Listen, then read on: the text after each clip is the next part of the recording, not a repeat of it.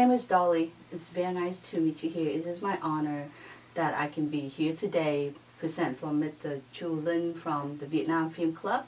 He's planned to set up the interview with you to show the appreciation of your cooperation and support for this documentary and share your opinion with the past and experience that you have. So this documentary will film by the Vietnam Film Club and share and kept it for life. So it is my honor. Thank you so much. My pleasure. Yeah. So before we get started, can you briefly have something briefly about yourself? My name is Fred Raymond, and I'm a retired Major General in the United States Army. But more importantly, I served in Vietnam, South Vietnam, in 1968 and 1969. From January 1968 to August 1969. So I was there for a year and a half in an infantry unit, most of the time in the field, in the mountains. I know that you and your wife had took a few trips back to Vietnam after the 1975. So what is the purpose of those trips? Well, I always wanted to see the rest of the country, and most of my experiences when I was there during the conflict was in the mountains, sometimes in the coastal area, down around Phu Bai, which is maybe 12 kilometers south of Hue, in that area for a few months, but most of the time in the mountains. And I was very limited in what I saw on the ground. I flew over different places, but I never saw a lot on the ground, so I wanted to go back there and see places I'd never been to, like the Delta. Never been to the Delta. Never been in the Highlands, so we went to Dalat. I've never been, even though it was all around Hue, I'd never been to the city of Hue. I wanted to see Hue. And then we took a trip up north. I wanted to go to Ha Long Bay, and we went to Hanoi and then Ha Long Bay. So I got to see the country far more than I did when I was there during the conflict. So it was more like just learning about the country and seeing more of the country. Well, that's so wonderful. I think you went back there and you visited more than I do. So your sharing today really benefit for me too. I really appreciate that. So you and your wife have went back several times, many times, and you have to visit different places in Vietnam. And then you witnesses the change from the country, good side, bad side, after the war. So in your opinion, what is need the society does the change to target to, so to strengthen the region to develop the which classes of society, so the government changes for their own good or really for the people in there? What do you think? No, I think the government, all communist governments are all about themselves. It's all about the hierarchy and staying in power. So they'll help the people if it helps them stay in power. It's just that simple. If the people are in the way of staying in power, then the people have a problem. So that's just the way they operate. But they want to advance the country. And I'd say probably after 2000, they really started to steamroll the progress in the country, especially in infrastructure. For instance, we took a trip down to Can Tho, and they tell us that, they have built a couple of bridges over the Mekong River and the Can Tho River, huge expansion bridges. And previously they used ferries to move people across the rivers. And that was a huge economic development for that part of the country, because they could move products and people easily across the rivers. They built, I remember when I was there in 68, 69, Route 1, the main route up the coast from Saigon to Hanoi, was a 2-lane road, and some of it was gravel. I mean, it wasn't well built.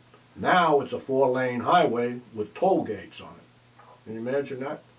Communist Party found something in the capitalist system that they like, so they put tolls in there so they can collect money from the people. As the world turns, I guess. Anyway, the country is a lot more developed than I recall. And I tell people that, if you're going, some of my compatriots there fought in Vietnam with me, I say, if you're going back to the country, it's not the country that you knew when you were there. This is a different country now. It's well developed. Most of the people are are young and they weren't even alive during the conflict. So what they know about America is what they hear and read about it. They don't have no recollection of the war because they weren't even alive, or if they were very small and it didn't affect them. So it's a different country. Some for good, some not so good. Because people now, they may have jobs, but their ability, in my view, to reach their full capability to be whatever they want to be is somewhat curtailed by the communist regime.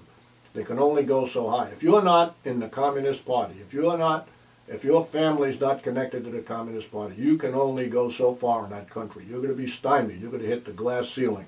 It's just that simple. And that's a shame, because a lot of the young people are very ambitious and they're very smart and they want to get ahead and they want to make money and they want to do well. And my wife and I taught at Trang University during a summer session one year, and I was really impressed with the students. But I felt, in my heart, I felt sorry for them because I knew that they were limited, what they could do. Even though they were talented, they weren't going to be able to do all they were capable of doing. And that's a shame. But that's the communist regime. That's just how it operates. So I feel sorry for them, but we helped them. My wife taught a computer science class, and at night we taught an conversational English class for them. And they were all good students. They worked hard, and mostly from it wasn't the ultra-rich families. It weren't people from the Communist Party. They were the common people that were in that class at Trine University. But it was a rewarding experience, and especially insightful seeing the students and how hard they worked, how smart they were. So there's big changes in the country.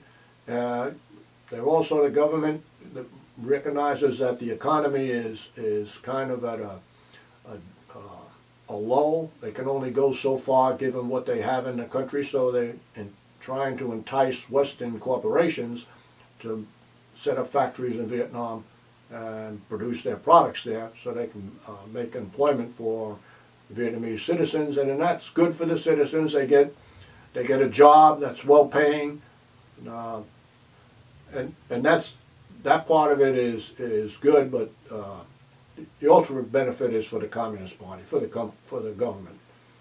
So I guess I kind of applaud the government for trying to get Western technology and companies in there, because it's good for the people to have a job that's well-paying. They can live their life like they want. So in that respect, they made some progress.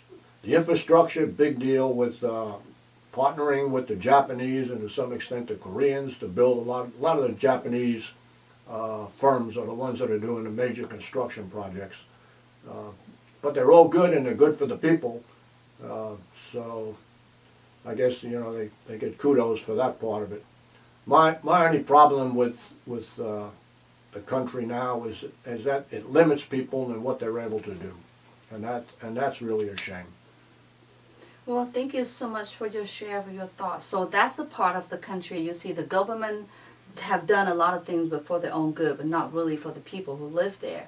So you travel from the city to the countryside. So what do you see about people in Vietnam, comparison people in city and the people in countryside? Are they have the same knowledge? Are they understand the government, the economy, the system, the whole thing is the same, or they have kind of different level? Well, I think the school system in the urban areas is probably better. In the rural areas, they're probably limited. The schools are limited, probably, and my guess would be the quality of the instructors, the teachers. I think the people in the city are probably more aware of the effects of the communist government, because they see a lot of tourists, and they talk to them, and they know more about what's going on outside of Vietnam from talking to people and seeing the different tourists that come through there. The people in the rural areas are probably more confined to the area where they live, and what they know is what they see and what they hear locally. So I would say the city, especially the youth in the city, they clearly know what's going on, not only in their country but elsewhere. So based on your great experience, what the message, or what do you think that you can share with the youth in Vietnam, young people, about the development of the country, how to preserve the culture? Well, I think they just have to persevere. They need to try, even if their full efforts are not going to be rewarded. They should not just accept what's going on. Just work hard, strive, learn as much as you can, work as hard as you can, and be all you can be. That's probably the best advice I could give them. There's going to be times when you're going to get stymied because of the way the government is structured, but you shouldn't let that deter you from being the best you can be in your life and in your work. Thank you. There's a lot of questions I want to ask you, but I know that you have a limited time and I don't want to take too much of your time. So is there anything else that you want to add into my film, my South Vietnam film, so we can have more color, more diversity? Anything that you want to add on to make the film more, with a lot more information that I don't want to take out of your time. So to present in the Vietnam, because you were there during Vietnam and after the war too. I really appreciate where the country is now with the people. I think everybody that I served with in Vietnam would say the same thing, that the people in Vietnam were very friendly when we were there back during the war. They liked Americans, and they were very friendly to Americans, and for the most part, the Americans were friendly to them. And I think that carries over now. In the country now, the people, they like Americans, and when somebody likes you, you kind of reciprocate that.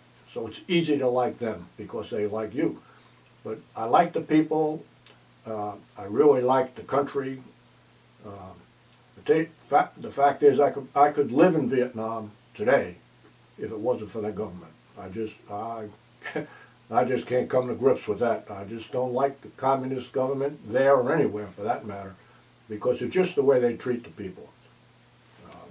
The people, in my opinion, the people back in the 60s when I was there, they had a lot more freedom than they have right now. And that's a shame, because they don't deserve that. They deserve more. And maybe one day it'll all change. We can only hope. Thank you very much for your input. This is really greatly appreciated. Very welcome. Thank Thank you. you.